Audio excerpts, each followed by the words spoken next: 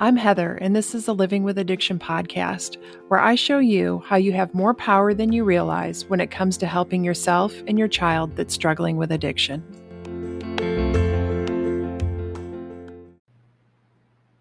Hey, everybody. So, it's Friday, and this podcast is going to come out right after I finish recording it. And I was sitting outside yesterday eating lunch with my sister, talking to her while she was in the pool. And she was like, your podcast's not going to get done today. You're going to have to apologize again. And I'm thinking I might just have to change the day that I put it out because I go to the doctor every single Thursday.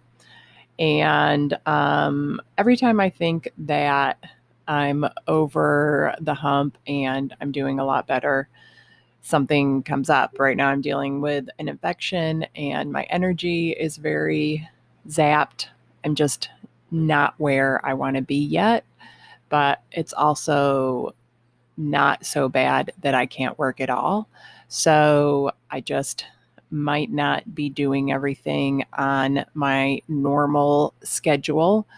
And of course, I want to be back to my old self where, I could just go and go and go all day. But I just can't do that anymore. So, or for now anyway. And so the podcast might not always come out the day you expect, but I will be getting it out because I do love doing this podcast, and it's really important to me to get to share this information with you guys and keep this connection. So just letting you know where things are. And anyway, today I wanted to talk about releasing judgment, right? This is a good time to talk about it so that I'm not even judging myself for where I'm at, right? Like not judging myself, giving myself love and compassion for where I'm at in my life right now, giving myself grace that I just don't have the stamina to do all the things that I want to do. And also seeing like it's progress that I want to do all the things, because for a while I didn't even have that desire. So just seeing the good things in that and giving myself a lot of compassion right now rather than judgment. Not to say I don't still judge my situation, but I want to ask you guys, like, how much time do you spend trying to avoid judgment?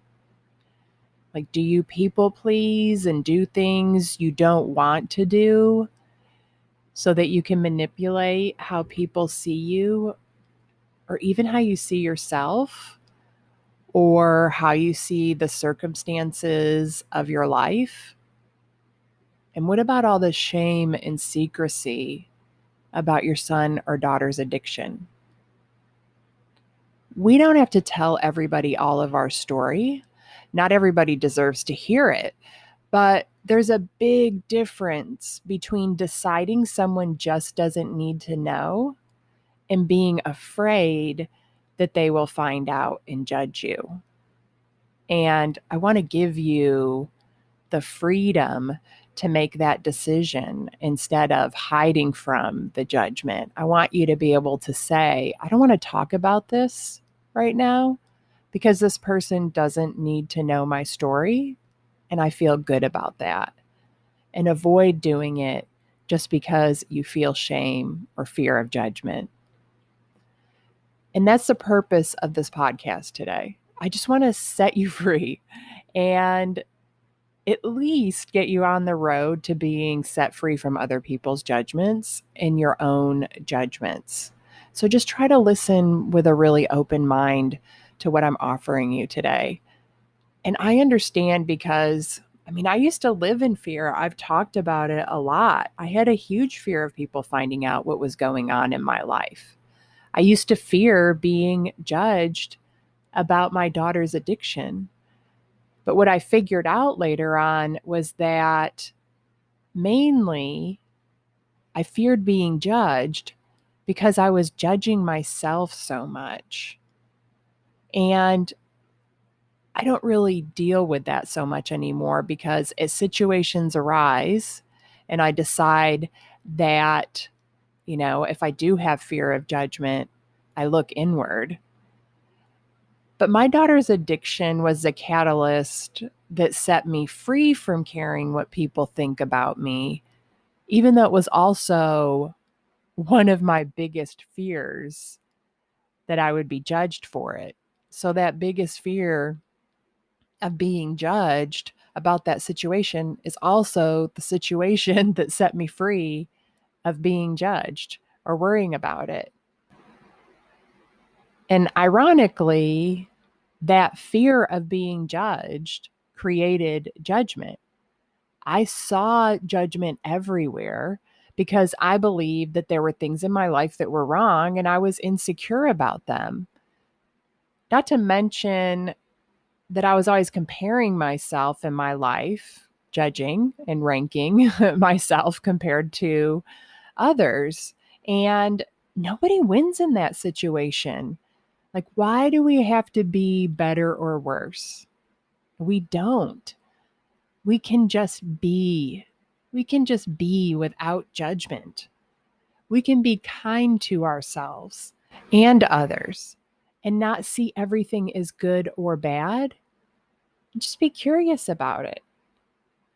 Your brain might always default to judgment, and that's okay, but you can also train it to switch over to curiosity as soon as you realize what's happening. Now, the only time I care what people think about me now is when I'm insecure about something. Today, when I'm worried about what someone thinks of me, I see it as a signal that I have some work to do. It's an opportunity to work on whatever it is so that I'm okay with it. I'm okay with it. That's what matters to me. It only matters how I feel, and that's my focus, being in alignment with me. And that's such a huge relief because we can't control other people's opinions about us, right? Like we've tried. I'm sure you've tried. You're probably running through all the ways you've tried in your mind, and it's exhausting. And sometimes it's so easy to think that if we do everything just right, then we won't get judged. But that's impossible. Let's be real. Like, we're all getting judged by somebody, right? All of us. I'm getting judged by somebody right now, probably. Why do we care so much, though? Seriously, I want you to ask yourself, why do you care so much? And I want you to take the time to figure out why you care. That alone could set you free. So, my last surgery was outpatient. And this is just an example of a recent thought process I went through with judgment. And I wanted to wear my pajamas to the hospital. I thought, like, why bother putting real clothes on? It's going to take so much energy to put them on after my surgery. And then when I get home, change into my pajamas. My pajamas are really easy to get off and on. So I asked my sister what she thought about me just wearing my pajamas to the hospital. And then I thought about how I felt. I decided my comfort and making things easy for myself overrides everything. And I wore my pajamas to the hospital. And once I decided to wear them, it was as if I was wearing regular clothes. It just didn't make a difference to me anymore. I forgot I was walking around the hospital in pajamas because I just didn't care anymore. And another example of this is I'm building a new life in Florida. I moved here right after COVID. So I spent, close to the first year just really not getting out and meeting people or doing anything because everything was closed down. And so now, the last few months before my surgery, I was putting a lot of effort into meeting people and building relationships here. And during that time, I was also dealing with a lot of heaviness about my breast cancer diagnosis and my daughter. Like, she was struggling with her addiction. She had relapsed. Things were really bad. There was a lot of stress and pressure. And she also went into treatment during that time. So there's just a lot happening in my life.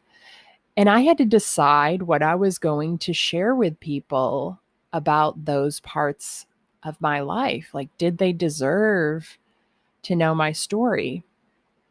And sharing about having breast cancer at the time was tricky for me because I wasn't sure how I felt about it. I was still working through it. I'm still working through it. So, but I know that. I know that I only struggle with it because it's unsettled for me and it's still, constantly changing. So it is going to take some time for me to settle on how I feel about it, but I give myself a lot of grace in that. I don't feel like I'm hiding anything. I just think that I'm still just trying to figure it out for myself.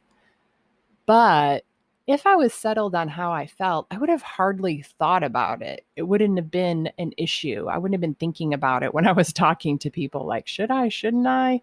Should I steer away from this? But that's how you know the difference. When people talk about their kids and you get a knot in your stomach or your body tenses up, there's still that judgment there you need to work through. And it's funny, I met a lot of people that have kids my age, and they're all talking about how their kids were either in college or just finishing college and asking me where my daughter was and what she was doing. But because I've done so much work on it, I was just like, she's only 20. She's just trying to figure things out now. And I didn't feel like I needed to give them any more explanation because I'm much more settled in how I feel about what I'm experiencing with my daughter's addiction. And I find that when I don't care about something, I'm never judged about it. Or I just don't care so much that I'm oblivious to the judgment if I'm being judged. I set the tone for how I feel about it in my inner world. And then that's reflected back to me by my outer world. So I want you to remember to see judgment as a signal of something you need to work on your thoughts and feelings about. So let's talk about what judgment is so you can put it into perspective. Let's look at what it is and why we're so afraid of it.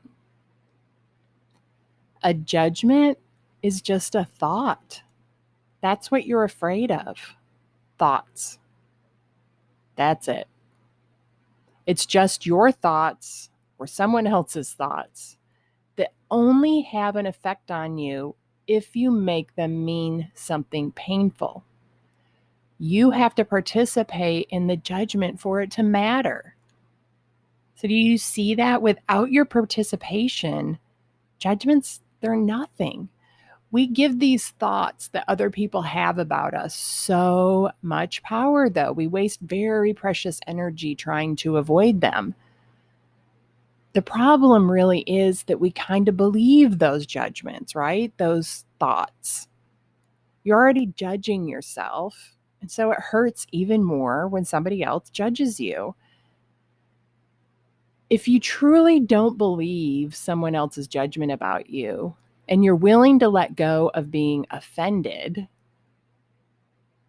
then they're wrong about you and you're free of judgment. What most people do, though, is they feel the judgment that may or not even be there, right? Like, there's always the chance that there's no judgment.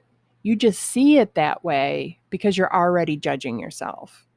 So you feel the judgment, and then instead of changing what you don't like about yourself or deciding to love your imperfections, you set out on the much harder task of making sure that somebody else doesn't judge you. You try to control what they think about you.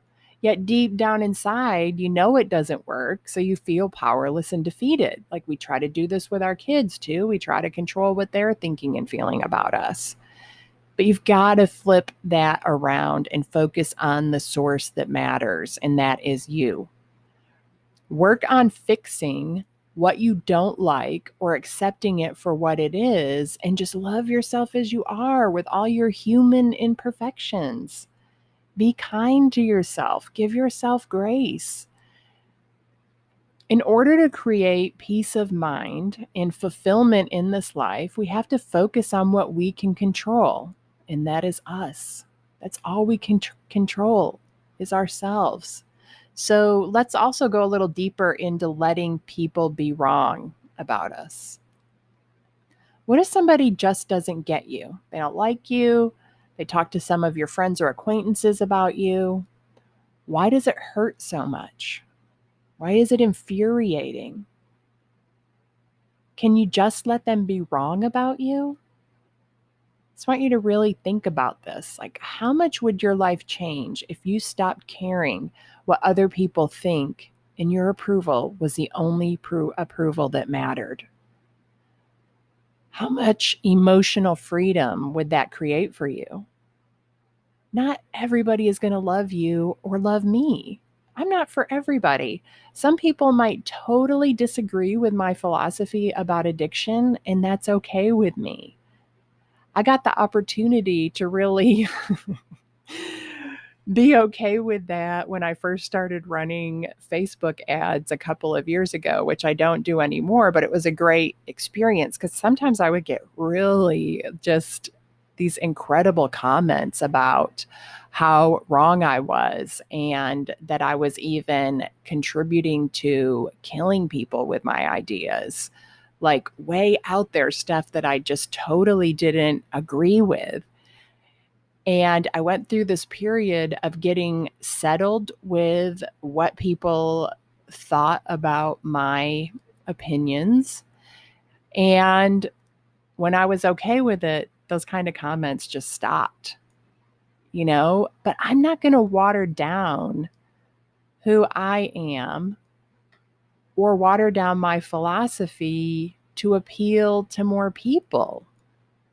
I'm not helping myself or anybody else. Like, I answer to me. Who do you answer to? What opinion matters most to you?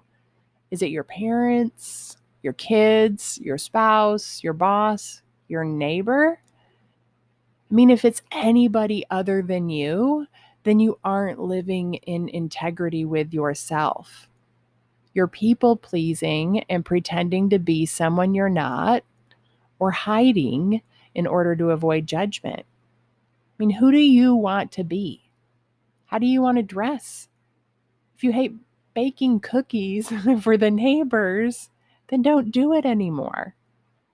But if you love it and it feels good to do it, then keep doing it. That's how you know. Instead of worrying what people will think if they find out that your child is struggling with addiction, put that energy into something you're passionate about, something that makes you feel good. What do you like about yourself? How can you focus more on that? I focus on what I like about myself now. I used to have a long list of things that I didn't like, but I took the time to work through those things and either just decide to love my imperfections or change them. But now I focus on, I like that I have life experiences and perspectives that can help people. I like that somebody can hear me on a podcast or a video and know they aren't alone. I like that I can share my life experiences with the world. Yes, the world. It's crazy. The Living with Addiction podcast is listened to in 21 countries. Like every week, there's more. But I wouldn't be living the life that I live today or have the beautiful, beautiful relationship that I have with my daughter today if I cared what other people think, or if I was still trying to control how she thinks about me. I would just be missing out on so much. Like the other day, yesterday, I think, I got this cute text from her in the morning saying, just that she loved me and she hoped that I had a great day. And I was like, this is amazing. This is the best feeling ever. But I would not be experiencing that if I was still trying to control her and her opinion of me and not just letting her come to freely loving me on her own. So I just want you to remember that it's not that the fear of judgment never comes up. It still even comes up for me. It's just that when it does, I focus on accepting it or fixing it. I don't see it as somebody else's problem. I see it as something for me to work on. That's the key. It has to be addressed internally, not externally. You set the tone for your life. I set the tone for my life. You need to be all in on you and decide how you feel about it. Look at your fear of their judgment as an opportunity to decide how you feel and set yourself free. So that's all I have on this. I will be back. I'm not sure when next week, sometime next week. I hope you have a great weekend, and I will talk to you soon.